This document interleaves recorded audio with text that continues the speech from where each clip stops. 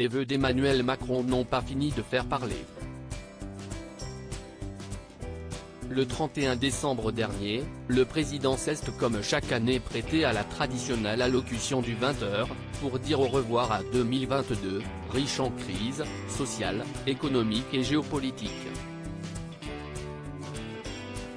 Et si l'on sait depuis longtemps que la concision n'est pas son fort, le chef de l'État a battu des records en s'adressant aux téléspectateurs pendant 19 minutes.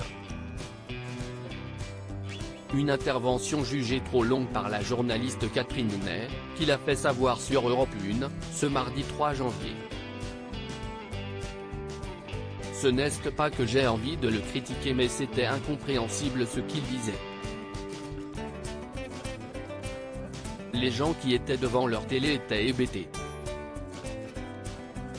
C'était une purge, disons les choses, s'est exclamé la tourangelle de 80 ans, avant de proposer des hypothèses sur les raisons de cet échec.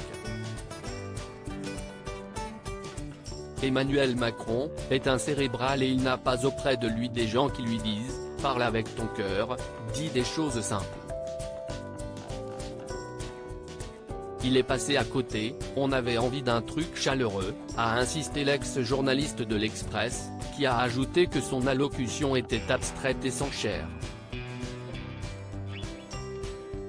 Supérieur à Emmanuel Macron, retour sur son évolution physique depuis 2017. Catherine Ney épingle Emmanuel Macron pour son attitude au Qatar, faisant le parallèle avec le discours prononcé devant la Tour Eiffel par Emmanuel Macron le soir de sa réélection, le 24 avril dernier. Catherine Ney a regretté la longueur et le champ lexical de l'intervention du président. Il a répété cette fois, si est par notre travail et notre engagement, a-t-elle ainsi souligné, pointant l'incohérence des idées avancées par le chef de l'État. Dans la suite de sa chronique, la journaliste qui a connu 11 présidents a évoqué l'attitude hors sol d'Emmanuel Macron pendant la Coupe du Monde au Qatar. J'ai dit qu'il n'était pas fini et était un jeune homme parce qu'au Qatar avec les joueurs, il avait 35 ans. On voyait les officiels derrière avec leur turban le regarder comme un ovni agité.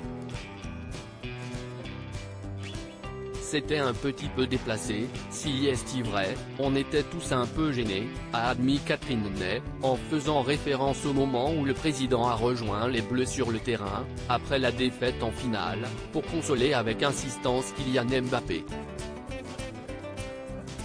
Un comportement largement critiqué par la classe politique et les Français sur les réseaux sociaux. Crédit photo, capture d'écran Europe 1.